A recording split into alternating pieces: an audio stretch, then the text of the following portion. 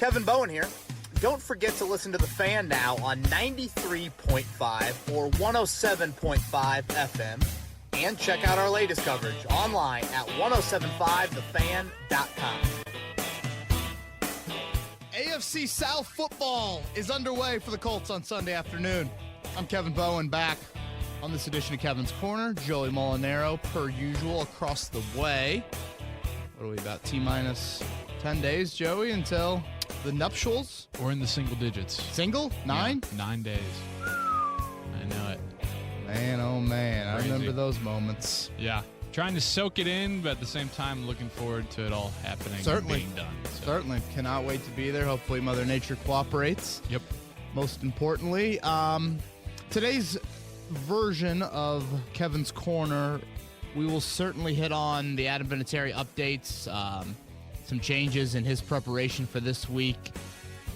Found out a couple of things that I thought were a bit unusual, or stuff we certainly didn't know on Monday's podcast. And we had the injury confirmed. Devin Funchess out at least 2 months. So that is week 10, November 10th, I believe. Maybe a Dolphins game is the earliest he can come back with that broken collarbone. And, everything that you hear about broken collarbone and timetable, something we talked about on Monday's podcast, that seems to be more than enough time, 8 weeks, for him to be able to come back and be ready to go. But that's the injured reserve to return on Devin Funchess, and I think it means a lot for one Deon Cain. Mm-hmm. So we will touch on that a little bit later. As usual, get into our 3 keys to the game. Got about a handful of Twitter questions that I want to get into, and unless I'm forgetting anything. Are we going to get Nance and Romo on this weekend's game? No, dude. We got the worst crew you can get. Really? Think about it. Who do you think is the worst CBS crew? I really don't like Gumble, but they were terrible on Sunday. And Spiro Ditas and Adam Archuleta. See, I feel like if you flip Spiro with Gumble and you had Spiro and Trent Green, I could at least get down with that. Yeah, I was disappointed in Trent Green the other day too. I don't know. That team is awful. How many times are you going to talk about the weather? Right. Gumble just would not give it up. Dude, and then he goes on his little rant about the fans booing and all that stuff. And besides like Tom McCarthy and Steve Berline, I don't know how much worse you can get than Spiro and Archuleta. I just thought, with the Titans doing what they did in week 1, the Colts being interesting and playing well in week 1, right? Might have had them. It's just, how quarterbacks drive it. I forget where Romo and Nance are this week. They were Cleveland last week, for that one. Chiefs, Raiders, probably. I actually think you're right on that. So, but yeah, we'll get into 3 keys to a game that I think will be very, very competitive. I think the odds right now, the line is maybe Colts +3. I think they're a 3-point underdog on the road, and I think it's pretty much a coin flip game in my mind. All right, Kevin, let's start off, though, with the things you learned this week. And obviously, Adam Vinatieri has been a big storyline since Sunday. What have you learned about him and his situation? Yeah, I caught up with Bubba Ventrone, the special teams coordinator for the Colts on Tuesday, and I kind of felt bad talking to Bubba because I felt like the couple times I've spoken to him in the last few years, it's been when Adam Vinatieri was hurt against Buffalo last year or the disastrous special teams display on Sunday. But he was a great pro about it, and I thought kind of pulled the curtain back a little bit on what Adam Vinatieri is doing in practice this week to change things up. And we're taping this Thursday morning, so Vinatieri will actually speak to the media today. And he kicked yesterday at practice, and he's actually kicking 2 days this week at practice. Usually only kicks 1 day, and they decided to kick an extra day this week at practice.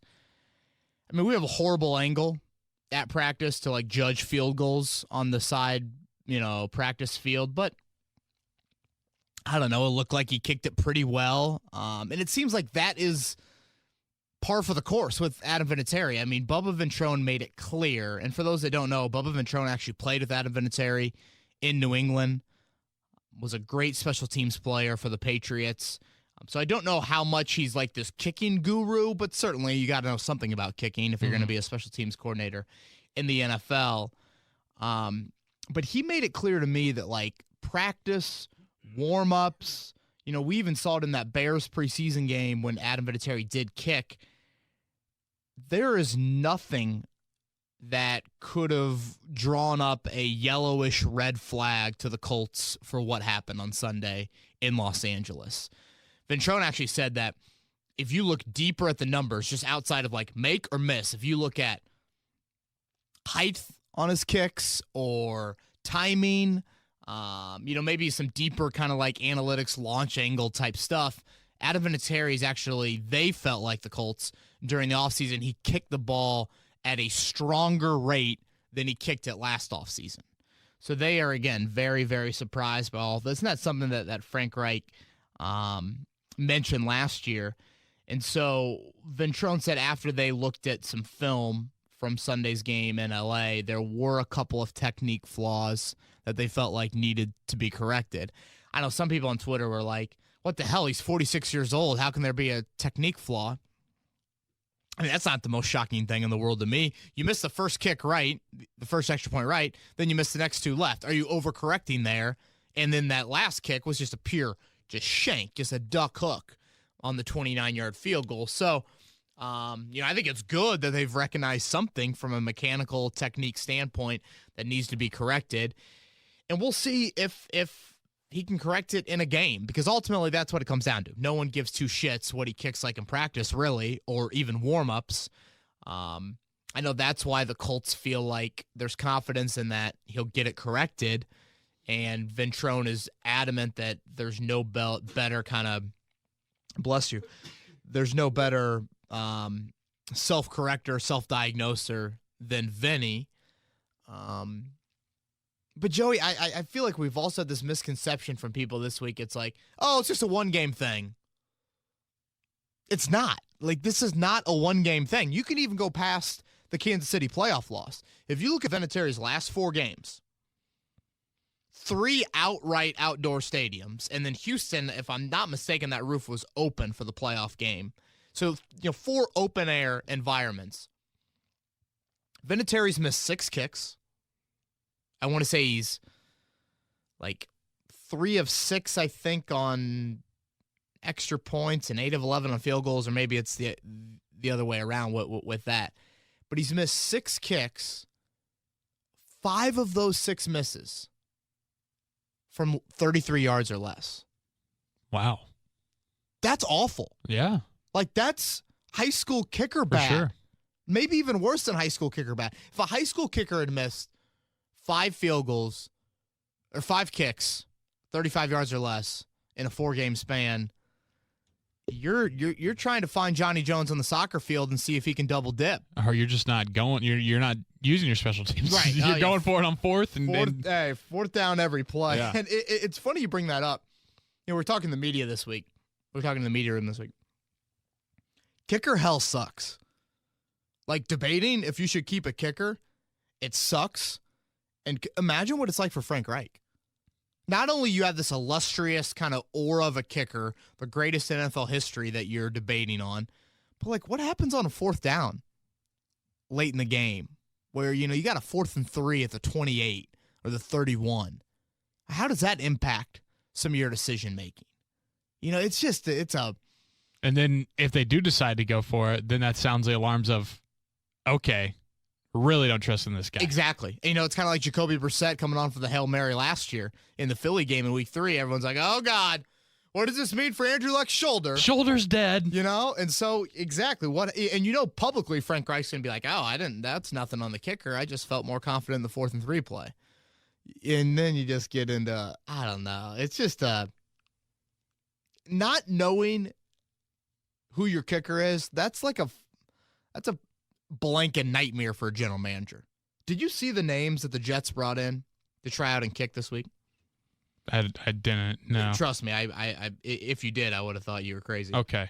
All right. So the Jets kicker, he missed this is the guy that the Vikings acquired for a 5th round pick, late in the preseason, and then they cut him. So they just wasted a 5th round pick. Jets signed him. He kicks week 1. I think he missed maybe an extra point and a 45-yarder. So nothing, not great, obviously, but nothing horrific. Vinny missed worse. And they cut him. The Jets brought in Elliott Fry, Sam Ficken, Young Ho Koo, Tristan Vizcaino, and Greg Joseph. Sounds like the board of a frat at Butler University or something. Like, definitely not NFL players there. No, and they hired Sam Ficken, who hired. Gosh, that even sounds worse. That's funny. Yeah, that sounds like I'm diminishing the kicker position. Yeah, they hired Sam Ficken, signed Sam Ficken, I should say, who I think my brother-in-law one time got kicked out of an IU football game for yelling at Sam Ficken on the sidelines. Perfect. He was a kicker at Penn State. But like, that's the reality of life that the Colts could possibly be having to endure at some point. Those names. And that's probably one of the biggest reasons for why I think JMV is pretty adamant that, like, he acknowledges this is a not a good situation at all, and you have to think about Adam Vinatieri post-Vinny life possibly very soon. But, like, can you commit to one of those names? Can you commit to bringing Cole Hedlund back? Over Adam Vinatieri, even with his numbers recently? Right. Yeah. I mean, like, there's not some cure-all. Maybe there is a Dontrell Inman sitting out there, but there's not this just obvious choice. And so, man, week 2, already talking about this kind of stuff. It's crazy. All right. What happens? 21-20. Mm-hmm. Sunday. Mm-hmm. No, let's not go there. Let's say for some reason it's, I don't know, but let's say the Colts are down 1. Vinny hasn't kicked in the game yet. Okay? Kicked a field goal or kicked? Hasn't kicked, period. The Colts have, which that would make no sense. Yeah. Okay, let's say it's, whatever, 22-21. Vinny's made his 3 extra points. And you trot him out there for a 33-yarder at the buzzer for the win. And he misses. I thought you were going to set me up. Are you going for it, or are you going to kick it? No. 33-yarder, a second to go in the game. You're down 1 point. Vinny misses it right. What are you doing on Monday? I think it's time. Because now you say that it's time. Put yourself in Chris Ballard's shoes. What you know of Chris Ballard. Well, that's where I was going to say. I thought you were setting me up for me to say they're going to send him out there to kick it. He makes it, and then the question by you is going to be asked, was there any doubt? We never doubted Vinny for a second. We never, blah, blah, blah, blah, blah. I mean, they're going to give that typical speak. But if he misses it, I mean, honestly, man, at that point, I know it's a team sport, but at that point, you put yourself in an 0-2 hole, largely due to Adam Vinatieri. How do you look at the 52 guys in that locker room and say that the standards for that man over there, who's cost us the 2 games to start this season, are any different than the other guys in that locker room? Mm-hmm. If I don't know if I'm trying to think, there's really not a comparable position in football to kicker per se.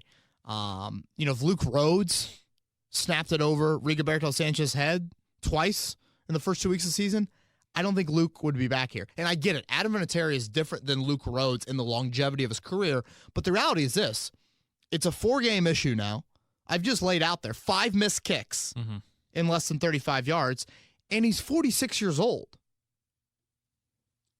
If you look at the trends of Adam Vinatieri's recent seasons, last season was the worst he's had in probably 6 years. He finished last year 17th in the NFL in field goal percentage, or like 18th. I think it was 23rd in extra point percentage. It's fair to ask the question. But as I sit here and think to myself, if it happens again, there's just a couple quotes that stick out to me. Ballard mentioned back in January when Vinny was a free agent, he wouldn't get into, will I definitely re-sign him or not? Now he ended up re-signing him 2 weeks later, which obviously indicates that Chris Ballard thinks very highly of Adam Vinatieri. And Ballard's quote was, I will just say this, though. He is as important a guy in that locker room. I don't know if I've been around a special teams player that has as much impact as Adam does in the locker room. From a positive standpoint, all of our young guys that come in get to see Adam Vinatieri work, rehab, prepare his body every year, be a pro, handle the hard times, handle the good times. I mean, all of that. What Adam brings a lot of value to this football team. Now, I know a lot has transpired over the last 9 months, but that quote kind of like says a lot. But then I also remember Jim Irsay during the draft in April say, we have to demand more from everyone in this organization, and we can't have any weak links. End of story, period. If there are, then we have to make changes and iron them out and go forward. Everyone here understands how hard it is just to win or just to be a playoff team or be an elite playoff team. You hear that, and if Adam Vinatieri potentially costs you 2 football games this year, that you only play 16. Yep.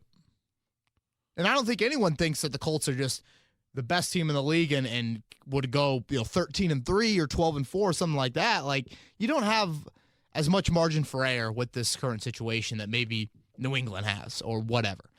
So, it's he again, a change in his kicking regiment for this week. We'll see how that impacts him on Sunday. But it'll be another outdoor stadium. What do you think if that same situation happens? I say it's probably time to start moving on. What say you? I'd be curious if Vinny would call it quits. Man. He's also said, like, when I become a detriment to this football team, that's when I no longer do it. Yeah. I mean, he was pretty honest, I felt like, in that locker room Sunday in L.A. of saying, if you were the GM, what would you do? I think he knows right now the name Adam Vinatieri is the reason there weren't Elliott Fry and Greg Jones and, Justin Yoon. Koo or whatever his name was. There's a reason that those guys weren't in here kicking on Tuesday. But is that brigade going to be kicking the K-balls next Tuesday? I would probably cut him. But I don't sit here and act like those 5 names are going to cure it.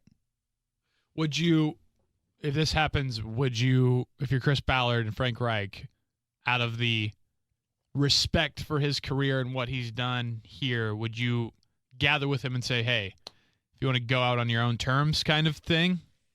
Yes, I would definitely leave it up to him, like if you want to. So it doesn't just end with a cut? Like if you want to. Yeah, you would like it to be that, but we know the reality of sports as well. I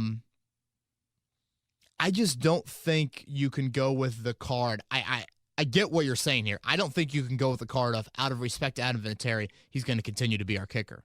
No. No. Oh, okay. I trust me. I get where you're coming from because you're saying you would like for him to make his own call of, say, I'm done, not you forced me to be done. Right. Because you're cutting me. Like Ballard would say, hey, we're going to let you go, but before we do that, do you want to retire? You want to that kind of thing. Do you want to say that you're hurt?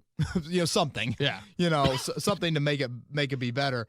But I don't think this can be like a, hey, we're going to keep Frank Gore because we really like no, like kicker in the NFL, I'm sorry. And like I said on Monday's podcast, nothing Adam Vinatieri could go shank 4 25-yarders on Sunday in Tennessee and retire after the game, and I still think he should be a first ballot Hall of Famer. Like, nothing to me is going to diminish the sort of career that he's had as the NFL's all-time leading scorer, arguably the most clutch kicker. The dude's freaking 46 years old. Yeah. Been in the league for 24 years. If it comes to an end, it comes to an end. And, man, I don't know. I know I'm not supposed to root for people, but I kind of hope he makes a few on Sunday. Yeah, definitely. No one wants to see it go down like that. Yeah, just an awful story. Anything else on Vinny? No. Okay, well, yeah, like you mentioned in the intro, Devin Funchess out until at least week 10 with that broken collarbone. Who are we expecting to step up to take his place? You got that hype train coming in? Mm-hmm. The Deon Cain hype train is real. It's alive, and it will be making a stop at Nissan Stadium or LP Field, whatever the hell it's called in Nashville, on Sunday afternoon at 1 o'clock. I think that he will see his playing time increase. Certainly. He had 11 snaps on Sunday in LA. 2 targets, which if you just take that ratio, 1 target every 5 snaps, that's actually a lot. Yeah. I think Deon Cain will be the guy that now is looked at in that Devin Funchess role. And they are different wideouts. I've always said I think Cain plays bigger than 6'2", but he doesn't have the bulk of Funchess. Man, this chair goes down beautifully in this That was nice. studio. Yeah. That's nice. Funchess is 225. Cain's listed at, look up Deon Cain's weight for me. I'm guessing 205. But man, he gives you a vertical speed element. 203. 203 for Cain. So yeah, 22 pounds difference. But I think what Cain has, Joey, that's different than Funchess is this. Boom, he makes the back shoulder throw, catch, and you like that. But then all of a sudden, if that corner starts sitting on the back shoulder, the vertical speed is real with Deon Cain. I mean, pop in that Clemson film. It's real.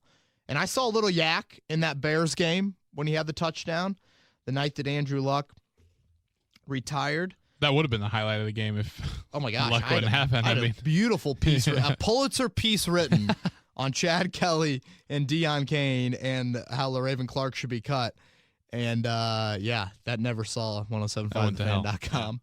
Andrew Luck's birthday today. Oh, very nice. 30. I wonder how he's celebrating. You think you watched on Sunday? I honestly don't. I really don't. I think you did. Really?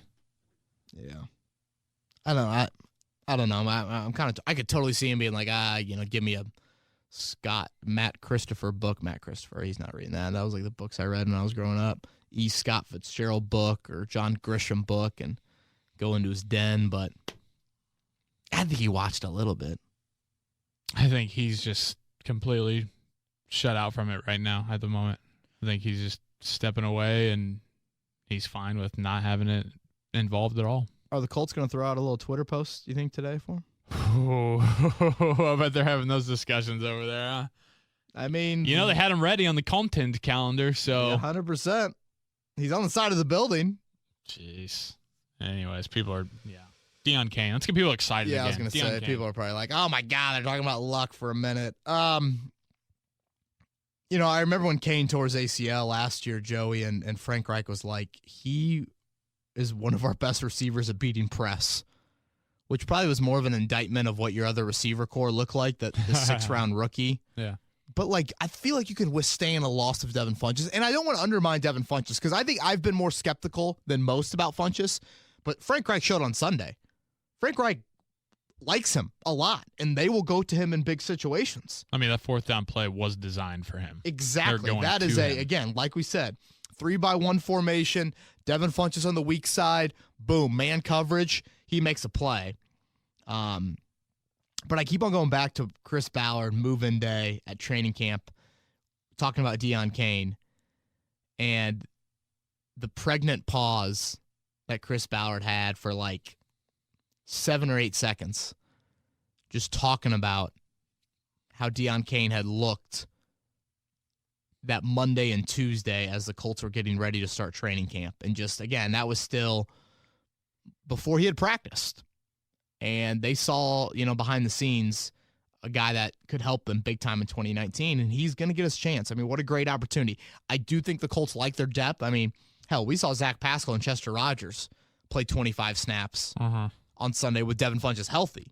Now, they didn't get targeted, but that's a significant number. And I think Eric Ebron is a name that we shouldn't forget either. Frank Reich touched on that earlier this week. And you're going to increase the reps naturally for Paris Campbell, but Deon Cain, Joey, you're in a deep fantasy league, I might add him. For sure. Looking forward to it. All right, let's finish up with things you learned with Jacoby Brissett's Week 1 effort. Yeah, I wanted to dive a little bit deeper into this. Jacoby Brissett was incredibly accurate in Week 1. 21 of 27 speaks for itself. That's nice. 77%. That's really good. That's the highest by far in his career. I think 70% was the previous high in completion percentage he had. in a game that he started. But you look at the incompletions he had on Sunday, Joey. 6. I think 5 of them hit his pass catchers in the hands. 5. I mean, yes, he could have been picked, I guess, on the second pass of the game. But, like, after that, I don't recall one ball that I felt like was erratic or not giving his wideout a chance to make a play. You know, when I think of the incompletions, I think of the ball off Doyle's helmet, the Ebron touchdown that was dropped, Funchess when he got hurt. Funchess did probably have one drop on third down. And then Hilton. Hilton had kind of the 50-50 ball down the sideline that Keenan Allen, came down, like a similar play like that. Mm-hmm. Would have been probably tougher than the Keenan Allen play. But, I mean, that's some great accuracy. Yeah. That's really, really good. So Jacoby Brissett should be commended big time for how accurate he was on Sunday. And I also want to give a hat tip to Frank Reich. I thought Reich put him into favorable situations. And watching that game unfold and hearing Frank Reich talk about it afterwards, even Nick Sirianni mentioned that when the Colts got into 2-minute at the end of half, and I guess a little bit at the end of the game, but probably more so at the end of the first half, they stuck with kind of their basic plays in the 2-minute, not to overload Jacoby Brissett in more of a chaotic situation. And I'm just like, bow down to Frank Reich. Yeah. Like, that's just good, solid offensive coaching. And some people might be like, duh, yeah, that's what a coach is supposed to do. Pop in the 2017 film, folks. For sure. It's just the incompetence and how that's changed over 2 years is why Frank Reich is a great offensive coach. So commend him, and obviously commend Jacoby Brissett. And maybe a little knock on wood here. Jacoby Brissett, Joey, he hasn't thrown a pick in 157 straight passes. A lot of knocking. 157. If I'm not mistaken, that's longer than any streak Andrew Luck ever had. When was the last one? So it was Jacksonville in Jacksonville, early December 2017. Okay. So he finished that season with 4 straight games without a pick. He threw his, bullshit throws that he threw last year, the 3 or 4 that he threw in a game. Obviously didn't throw a pick in those. And then the 27 he threw on Sunday. So 157 straight passes. That currently ranks second longest active streak in the NFL without an INT. Tom Brady's number 1. Your guess is the number 1 is Tom Brady. Matthew Stafford. Wow. 161. Not who I would have guessed. Not at all. And the names after him. Stafford 1, Brissett 4 passes behind him, Sam Darnold at 155, Lamar Jackson at 141, Dak Prescott in his perfect passer rating at 101, and next on the list, Brian Hoyer. Hey. 99, and then Aaron Rodgers, 97. Nice. So, yeah, Jacoby Brissett, knock on wood. You can blame me if he throws a pick on Sunday, but what I'm getting at is this guy's protecting the football pretty well, and that's a big, big step for any young quarterback. All right, you want to do some Twitter questions? Yes. Okay. Yes. I have them up, ready to roll here. This is from... And let's remind people that maybe didn't listen to Monday's podcast, how Thursday works is if you have Twitter questions, just DM me throughout the week. Not going to spend a half hour on them, but if we get a handful of them, we'll definitely touch on them on Thursday. We'll start with Mitch. Can you touch on what Paris Campbell's role will look like now with Funchess out until the latter half of the season? Obviously, Cain moves up to wide receiver 2 for the big body, but what can we expect from the rookie? I think increased playing time and more so increased touches. 18 snaps I think he had in the opener, only 2 touches. I would expect that ratio to, be a little bit more of like 4 touches in 20 snaps, something like that. Because if something was missing from the game plan on Sunday, Joey, it was the lack of chunk plays. And Paris Campbell can help you out there. Him at kick returner, I talked to Bubba Ventrone about that. He's just an explosive guy. And he did, hedge a little bit and say, depending on the game plan, maybe Zach Pascal or Nyheim Hines will be back there. But, yeah, I think Paris Campbell, a little bit more playing time and definitely a few more touches. Michael wants to know, I know the expectation is Brissett won't have the production Luck had last year, but is there anyone else that could be due for a career year? You think he means on offense? Didn't specify, so possibly anybody. Obviously it's a cop-out to say Deon Cain is due for a career year. I mean, no one immediately comes to mind. I mean, I guess if you're going both sides of the ball, Joey, how about Kamoko Turi? Yeah. Loco Kamoko. Really flashed on those passing downs in week 1, taking advantage of a banged-up situation at left tackle, which the Colts will see again this weekend. No Taylor Lewan at left tackle. Dennis Kelly, the Purdue product, is a starter at left tackle for the Titans, 6'8" Dennis Kelly. So I think that's why you saw Justin Houston on the opposite side. Kamoko Turi's a speed rusher, and he definitely showed that. And, I know during the summer, I made it clear, like, Kamoko Turi, how he ended the rookie season was not good. He was benched. Matt Eberflus benched him late in the season, and he needed to make sure that he didn't go down the Terrell Basham rabbit hole. And he didn't. So credit to him because, as I've said before, he can push the ceiling on this season way up. From Jacob, do you think that the lack of big bodies on the D-line is a reason that the Chargers were able to run so easily against the Colts? Also, if Jacoby plays every game like he did on Sunday, but we went sub 500, would you be on board for drafting a QB this spring? Oh, wow. Okay, those are two good questions. Let's start with the big bodies, Joey. I don't want to go there just 100% yet. I think who you missed on Sunday was Jabal Sheard. Yeah.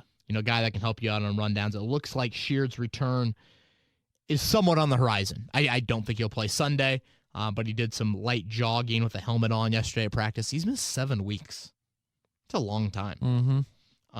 It's hard to believe that 7 weeks ago was the start of training camp. 7 weeks ago today was the first practice of training camp. Nuts. Yeah. I feel like nothing's happened really in the last 7 weeks. I know.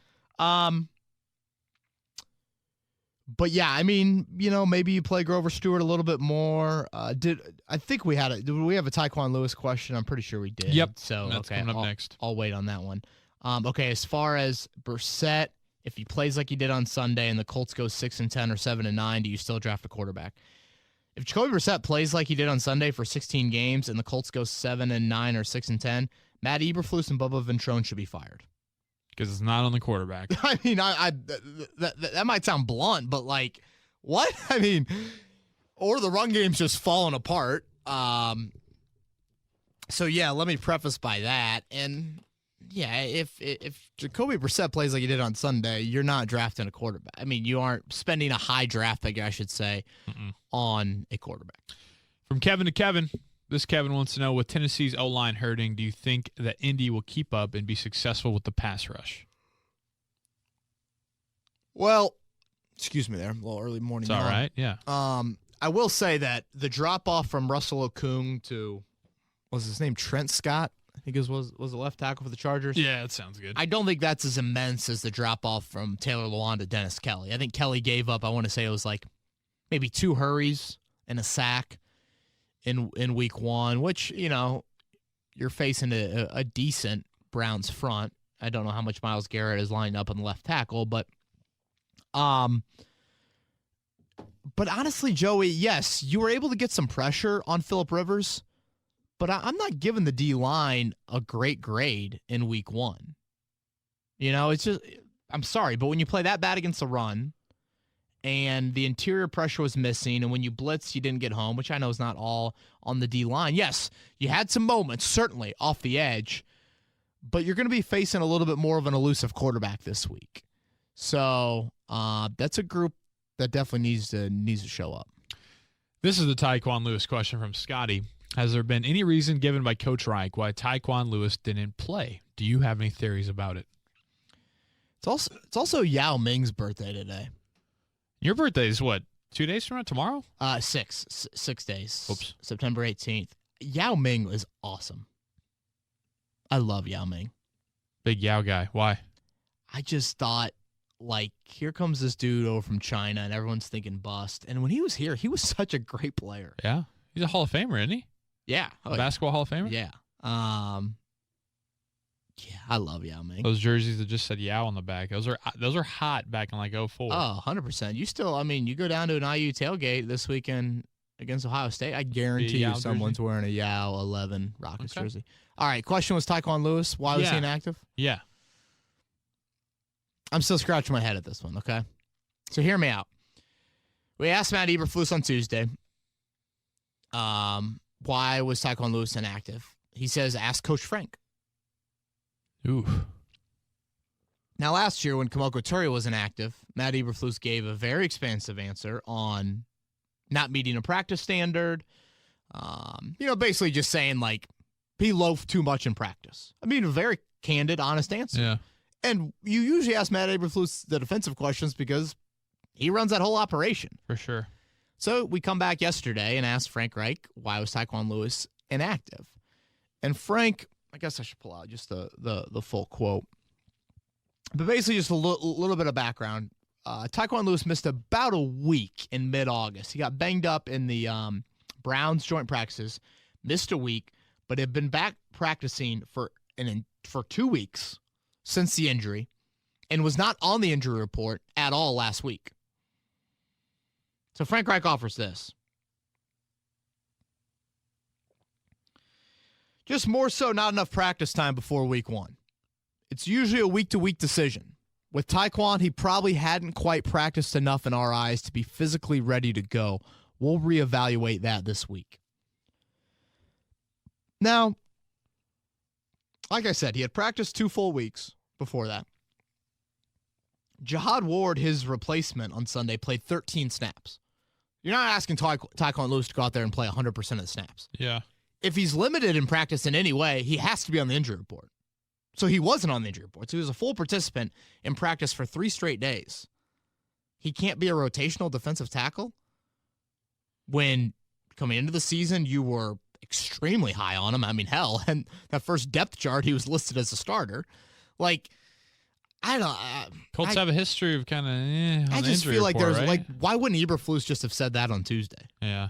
I don't know. Maybe I'm trying to read too much into it, but I haven't talked to Tyquan Lewis. I think maybe it was Stephen Holder talked to him in the locker room just briefly before he scurried out of there, and he got a very awkward vibe from Tyquan. So, I don't know if it was a, disciplinary matter. Would you say it? I don't know. I don't want to accuse Tyquan Lewis of anything like that, but he was practicing yesterday. He was on kick coverage or something, so maybe he'll be active on Sunday. But the lack of interior pass rush could have used some help on Sunday in LA. So Tyquan Lewis, I don't know. I wish I had more of an answer. From Alaska Colts fan, always good to hear from you. Do you think that Mac can maintain 25-plus carry workload all year? I haven't seen the carry breakdown yet, but I'm wondering if the strategy is to pass heavy in the first half to wear down the defense and then let Mac run wild in the second. No, he cannot keep up 25. I mean, no one in today's NFL. He's been over 24 carries, I think, 4 of his last 5 games, which is just incredible, or maybe 4 of his last 6. And, I mean, you gave him the football 17 times in the second half. That's an incredible amount for one half of football.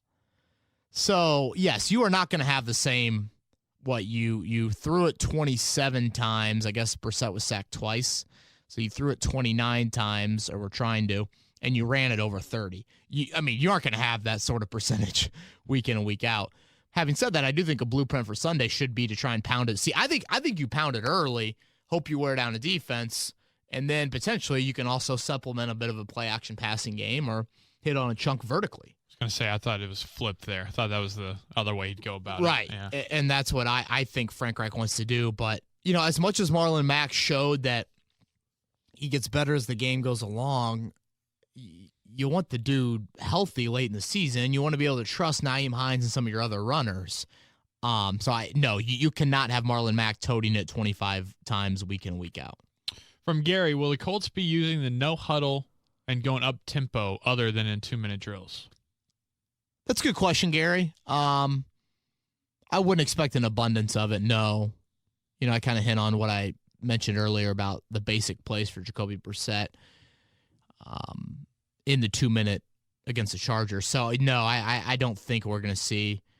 I liked Sunday's game plan. I thought it was wise. Yeah, at times you're going to throw a little bit of tempo in there, but I think for now, I think you'll see a very similar blueprint to what you saw on Sunday. Last one here from Will Redding. I don't know if this is meant to be in here. It just says your article? ? Yeah, did you see this? He tweeted at you and I about the Colts. That's what it is. Okay. Yeah, the Colts, what is it, alcohol sales or something? Yeah, so alcohol.org did a study on NFL fan bases and how much they drink, and the Colts were ranked last. How do you rank that? I tried. They didn't really give a specific answer. They did beer kind of like sales inside your they stadium? did kind of a poll. They polled fans, and then from that, that's what they grasped. So it was how much they drink on game days and how much they drink when it's not a game day and how much it increases and everything like that. I wrote a blog about it on 1075thefan.com. A few potential theories, but I thought it was interesting that Buffalo was ranked 22nd.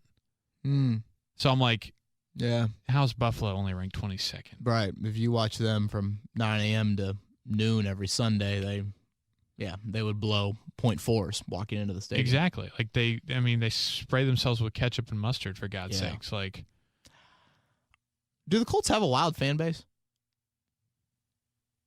I don't probably think so. not. And not in Buffalo Wild terms, or I guess I don't know. I don't know if I've seen many videos of boy, the South Blue Zone lot is filled with people breaking tables. And, right. No, you're not too many Colts fans showing up on Barstool's Instagram or World Star or anything like you'd see from Raiders fans or Bills or Browns. I will say that contingent was loud and proud inside of Dignity Health Sports Park on, and I feel like there's always a good crowd in Nashville. I mean, if you're a Colts fan and that schedule comes out in April, Nashville game in September, that's a nice weekend. Hell yeah. It's going to be a hot weekend. Hot, you see? steamy. 98 heat index. Yeah. I'm gonna get into that when we talk keys of the game. Okay. Let's do that, as a matter of fact. So that's it for Twitter questions. We want to do keys of do keys of the game coming up next. What you got, KB? All right. Number one, Joey tackling. Awful. Darius Leonard gave himself, and the coaches gave him an F. I thought it was one of the worst games Darius Leonard's ever played.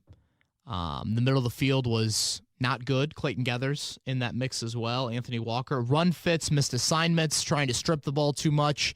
As Matt Eberflus said on Tuesday, there is an order. Hit, wrap, strip. That order got a little bit of out of order. For sure. Against Austin Eckler and the Chargers. So, when you think about Tennessee's defense, Tennessee's offense, they've got some unique body types. Mariota's elusive. Henry's the power guy that he can get downhill in a hurry. And, of course, Deon Lewis, who was a Colt for 2 weeks in 2014, he can do some things as a scat back. And we have to remember, Mariota only played one half against the Colts last year.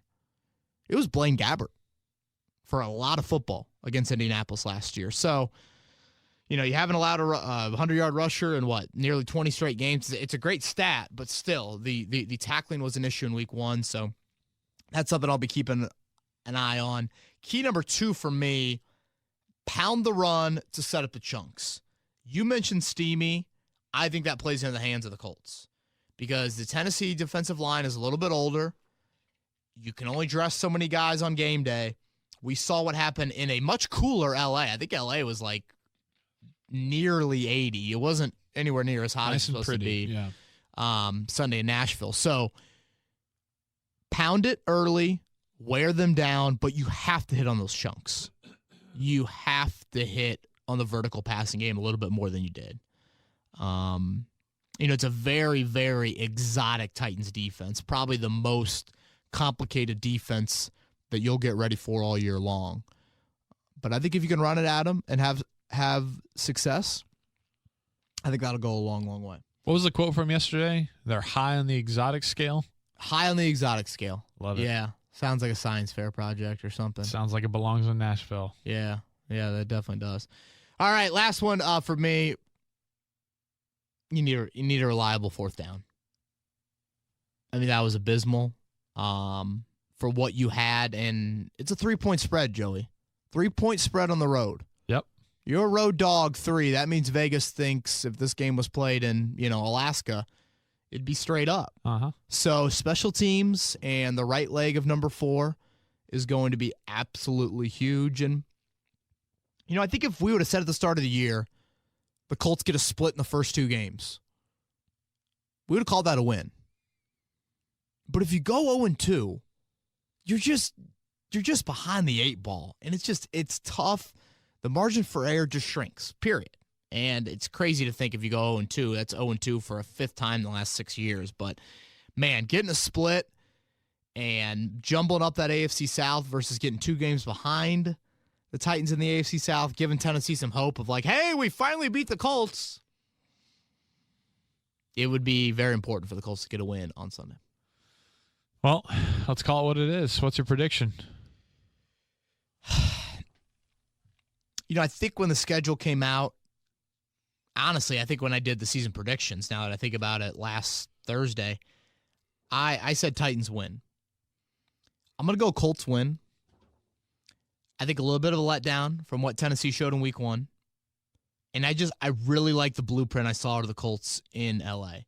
And if their offensive line and Marlon Mack can obviously not achieve the same amount of success, because that wasn't a crazy amount of success they had against the Chargers, but if you can have a similar day on the ground, I think you sneak out of there with a win. But I think this is a coin flip of a coin flip. I do think it'll come down to a missed kick here or there, or a third down late in the game. Something like that is going to decide this one. But go with the Colts 23-20.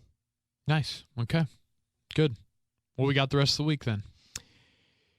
So I posted something earlier today just looking a little bit deeper at Devin Funchess and his loss for the next 2 months and how the Colts will try and replace that. That's up on 1075thefan.com. Like I said earlier, Adam Vinatieri will talk to the media on Thursday. So I'm going to have an update there and then post 7 things per usual to the website on 1075thefan.com. Sweet, man. He's Joey Monero. I'm Kevin Bowen. Everyone have a great weekend, and we'll be back on Monday recapping Colts-Titans Week 2. This has been Kevin Bowen. Thank you for listening to another edition of Kevin's Corner. If you haven't already, subscribe on iTunes or Stitcher for the best Colts and Pacers coverage.